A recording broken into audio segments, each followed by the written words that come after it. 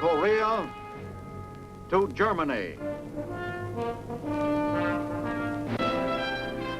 From Alaska to Puerto Rico. All over the world, the United States Army is on the alert to defend our country, you, the American people, against aggression. This is the big picture. An official television report to the nation from the United States Army. Now, to show you part of the big picture, here is Sergeant Stuart Queen. Today, the big picture cameras turn to the Corps of Engineers to tell the story of past and present accomplishments and what the Army engineers mean to our nation in peace and war. Almost everyone knows the castle emblem of the Engineer Corps. And here is its seal, bearing the legend Essayons, which translated literally means, let us try. But more than that, let us dare, let us do. That is the guiding slogan of your Army engineers. They try anything and usually succeed. Since the year 1775, the Corps of Engineers has been contributing to the defense and security of the American people. Starting with those early days in our history, Army engineers conducted explorations, made surveys, constructed roads, bridges, so that the engineer story is part of the colorful saga of America pushing west across prairies, rivers, and mountains, growing from a collection of settlements along the eastern seaboard to a great continent, a leader among the countries of the world. In World War I, the engineers expanded to almost 300,000 men. Many of these were in combat divisions, maintaining routes under fire for moving men and equipment. Wearing their packs, they constructed roads, bridges, pipelines, landing piers, often interrupting this work to fight alongside our World War I infantry. The all-time peak of Corps of Engineer achievement came during World War II. Advanced air bases were built in record time in all parts of the globe, often under conditions that might be considered impossible by anyone but the engineers. There were countless water supply problems solved. Miles and miles of pipelines laid to carry fuel to the end of the world if necessary. And roads. The Alcan Highway is a milestone in the history of engineering. Over 1,600 miles long, it narrowed the distance between us and our northern outpost, Alaska.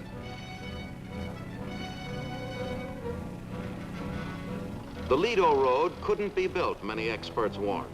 The tropical growth too dense, there were too many trees, too many shells to carve in the towering rock of mountainsides. This was another kind of combat. But in this war, nature gave way to the engineers, and our trucks rolled through the wilderness on the Lido Road. In Italy, 4 bulldozer drivers died at their wheels in the battle with the Volturno. The river still raged, but our Army was soon across on another Engineer Corps bridge. Perhaps the most remembered crossing of World War II was over the Remagen Bridge at the Rhine River. The bridge had been dynamited by retreating Germans, but a forward engineer unit made immediate repairs, and in the next hours, a substantial number of our troops crossed to the other side. By the time the Germans knocked out the bridge, we had pushed 2 miles deep into enemy territory, which helped to shorten the Rhine campaign.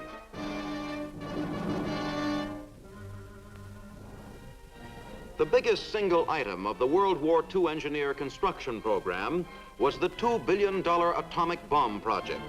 Manhattan District, the name given to this tremendous undertaking, included plants in various parts of the U.S., which eventually developed the weapon that helped bring World War II to an end.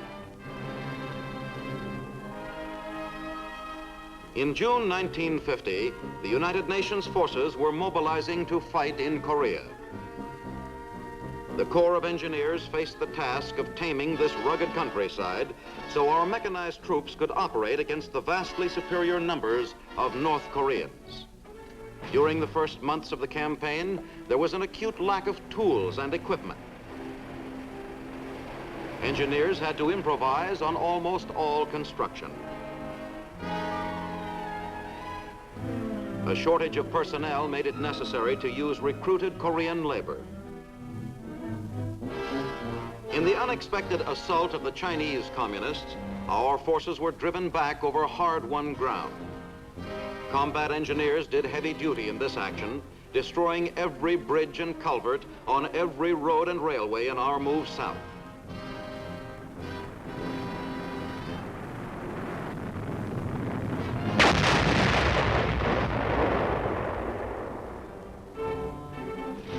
Later, the engineers built a wide system of roads and defense works, adapted to the bare, mountainous Korean terrain to meet the full-scale offensives launched by the communists.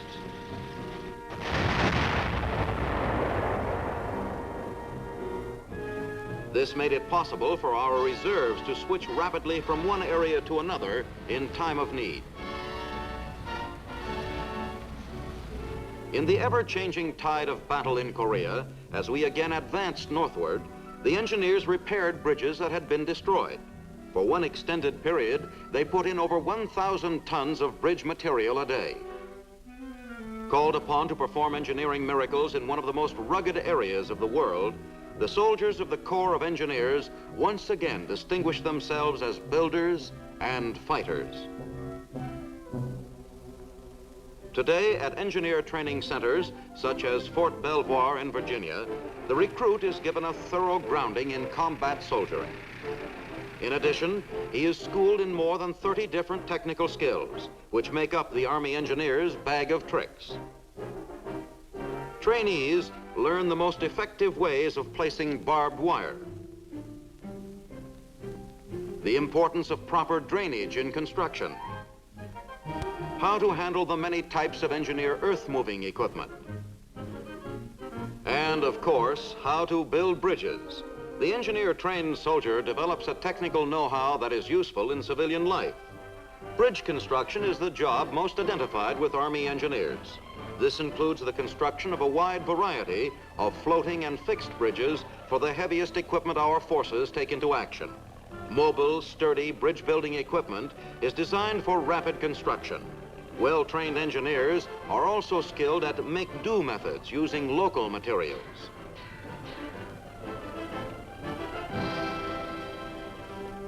The Officers Candidate School at Fort Belvoir provides the enlisted man with the opportunity to become a commissioned officer in the Corps of Engineers.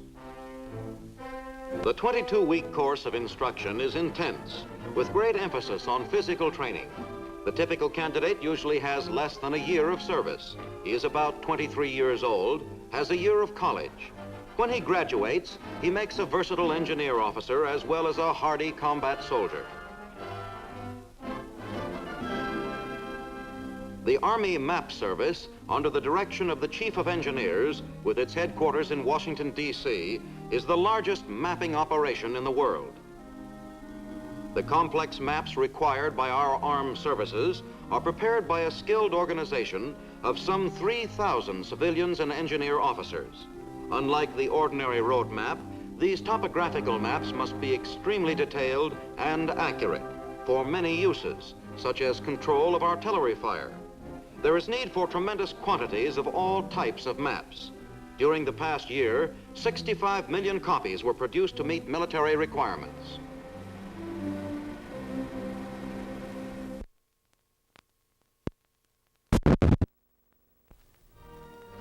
Another part of the program is devoted to domestic maps, applying to engineer work in flood control and improvement of rivers and harbors. Mobile mapping units, equipped to follow combat organizations into action, produce large numbers of maps on the spot to aid troops in battle. Serving the Army Map Service on topographical surveys are Army aircraft. In 1945, the first light plane was assigned to an Army engineer unit. Today, both airplanes and helicopters are used by engineer intelligence to collect information on the effect of terrain on military operations.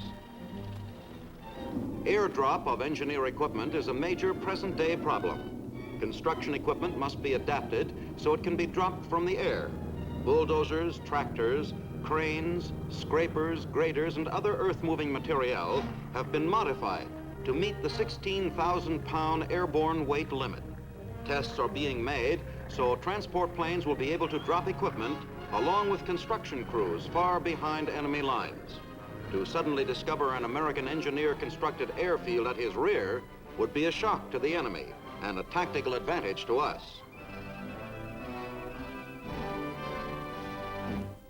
Another phase of engineer activity is the testing of the DeLong Pier. Men of the 79th Engineer Construction Group are trying out this new development for use in military operations. The portable pier, actually a floating dock barge, can be towed into position. It can sink its own piles and raise itself out of the water to any desired level by means of air jacks for fast and steady unloading. This 800-ton structure can be put into operation in a few days instead of the months required to construct a standard pier. In this age of scientific progress, the accent is on research and development. Coming down the road is a development which has greatly increased combat effectiveness of our troops at night. This tank has been equipped with a removable 18-inch searchlight. Many a communist fighter in Korea caught in the searchlight's beam is no longer around to talk about it. As a result, the Reds gave special attention during the day to destroying tanks with these lights. But that problem has been solved because 2 crewmen can now mount the searchlight at night and remove it by day in less than 5 minutes.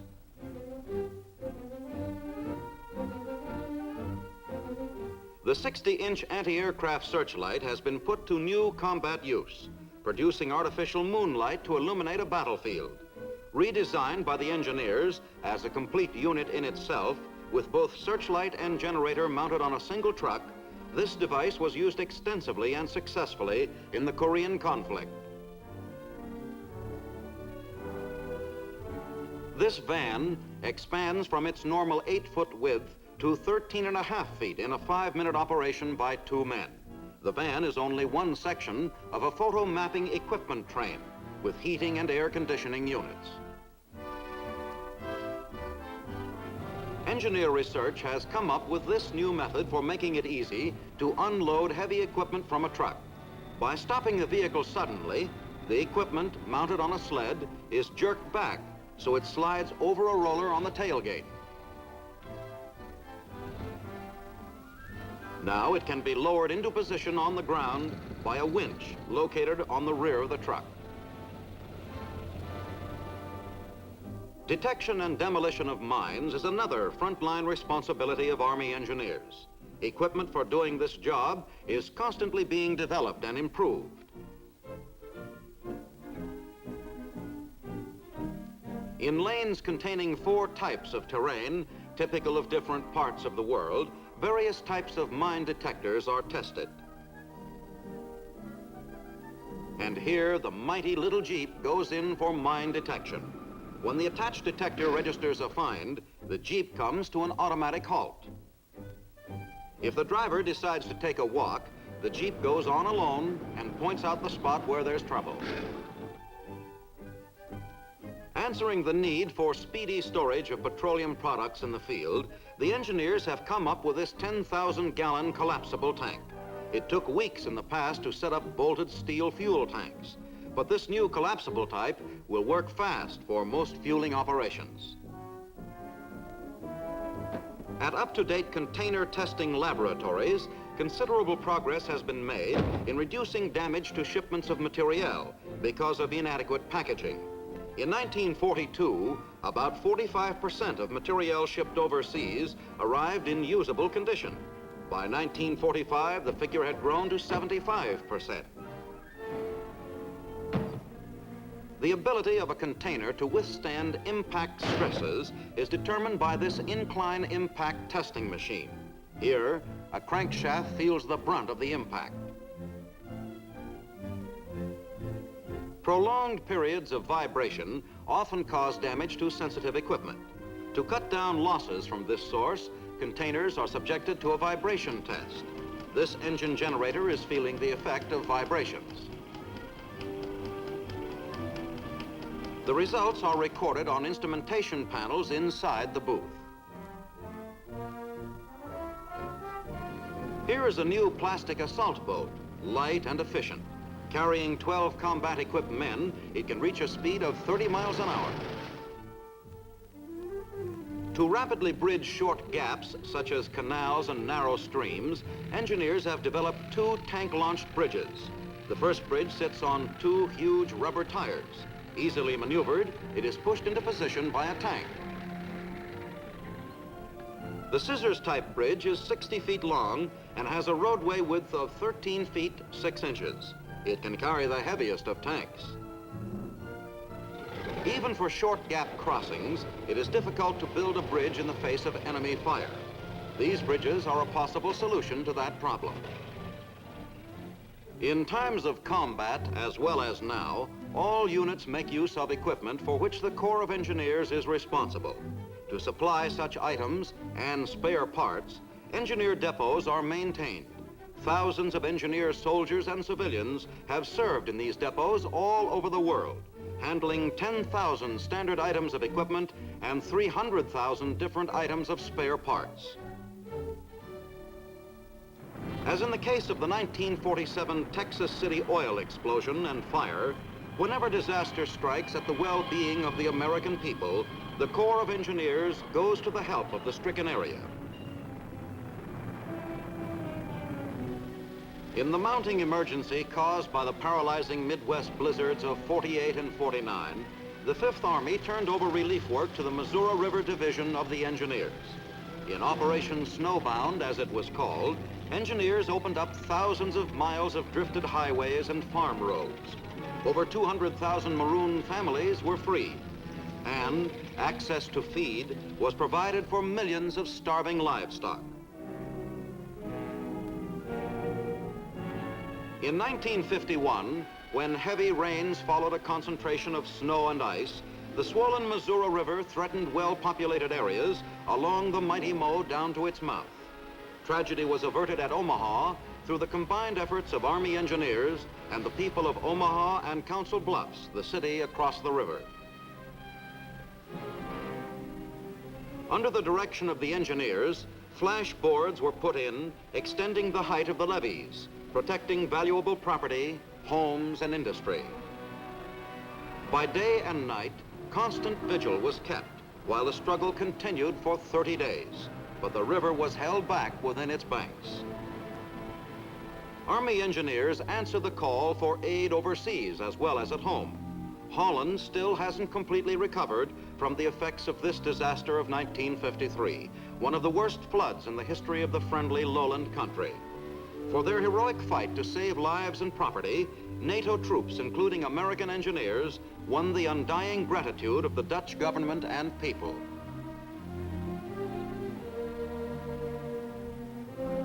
In our own country, this could happen more frequently if not for flood control measures, which are part of the Civil Works program of the Corps of Engineers.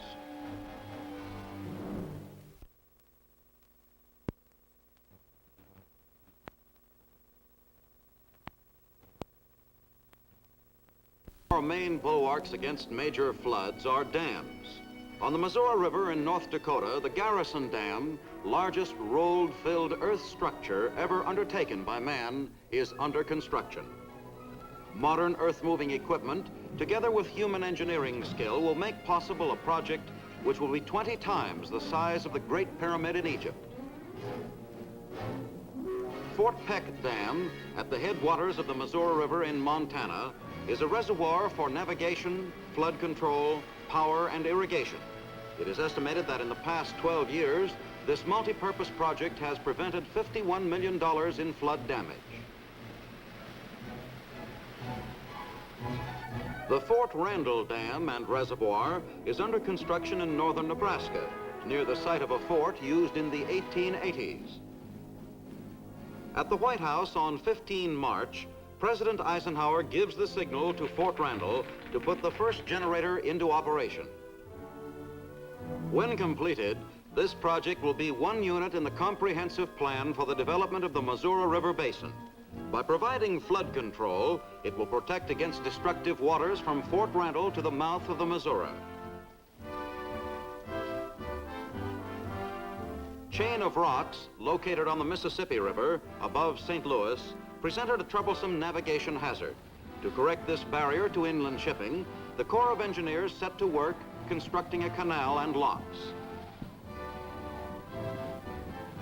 Construction was essentially completed by 9th February 1953, when the project was first opened to river traffic. The Waterways Experiment Station at Vicksburg, Mississippi, is maintained by the Corps as a laboratory for the study of all types of water projects. Here, small-scale models of entire river basins are built. Every conceivable river condition can be reproduced and analyzed. In this way, solutions are found for flood control, navigation, river meander, tides, and other problems. Many river channels tend to fill in and become shallow unless continually dredged. This activity goes back to 1824, when the Corps of Engineers first began its program of improvement of our nation's rivers and harbors. Pipeline dredges, with their mechanical rotating blades, loosen riverbed mud, which is sucked up through the pipes. The mud is then disposed of in other designated areas, leaving the channel deeper and wider for safer navigation. The Essayant, the world's largest seagoing dredge, was designed by the Corps of Engineers. In New York Harbor, where dredging is essential to maintain necessary depths near piers and docks and in the channels, the Essayant has removed 7.5 million cubic yards of mud in 1 year's operation. When the long drags are lowered to the bottom, powerful pumps suck up mud and discharge it into huge tanks inside the ship. When the hoppers are full, the Essayant puts out to sea, where her cargo is emptied into deep water. Another familiar sight in New York Harbor is an odd floating contraption. This one is appropriately named the Driftmaster. It's a sort of water-bound vacuum cleaner, sweeping up the harbor surface of floating debris, which could easily cause delay and damage to vessels moving in and out of port. From the look of this old tar, nothing coming up out of the water could surprise him, not even a mermaid. To prevent river waters from eating away the banks, concrete mattresses are laid. These are launched by a specially designed engineer barge. As the mattress sections are added, the barge moves away from the bank and the mattress is lowered to the river bottom. The cables are cut and the mattress then extends from the river's edge to the deepest part of the channel.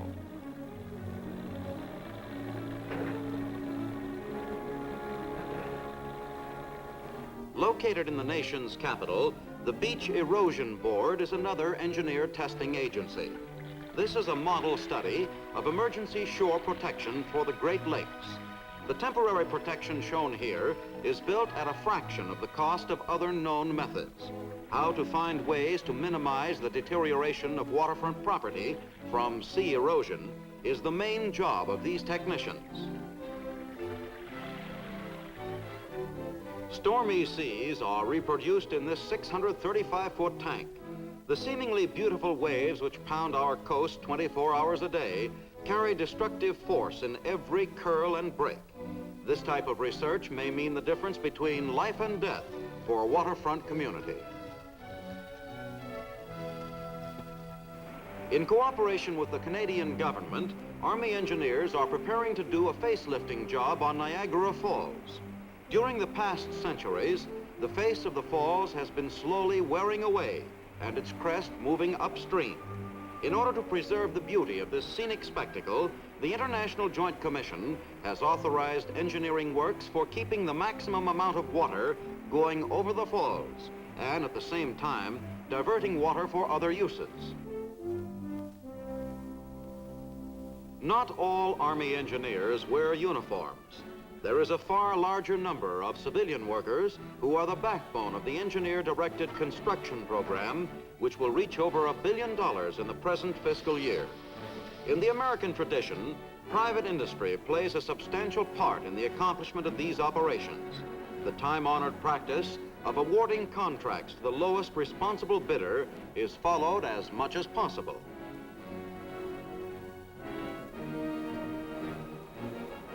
Back in July 1951, the first convoy of ships loaded with engineer men and equipment battled through the clutches of the ice floes on the way to Thule, Greenland.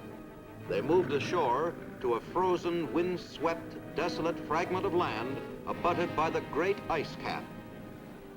These were the first steps of the first major construction project in the heart of the forbidding Arctic. For 63 days, men worked amid the roar of machines. At the end of that time, in place of the nothingness of Thule, Greenland, there stood a mighty air base, another link in the chain of free world defense. 5,000 miles away from Thule, in North Africa, another important base in our defense plan was built. The same story can be told of other distant places, such as Turkey, Saudi Arabia, Spain, Tripoli, the Azores, French Morocco, where the castle emblem of the Corps of Engineers is now a familiar sight. The men who wear that emblem can be justly proud of this oldest professional service in the Army, the part it played in developing the atomic bomb, its outstanding achievements in combat and supporting operations, and its great civil works developments, all are history. Count on the Corps of Engineers to play a vigorous role in the new chapters ahead.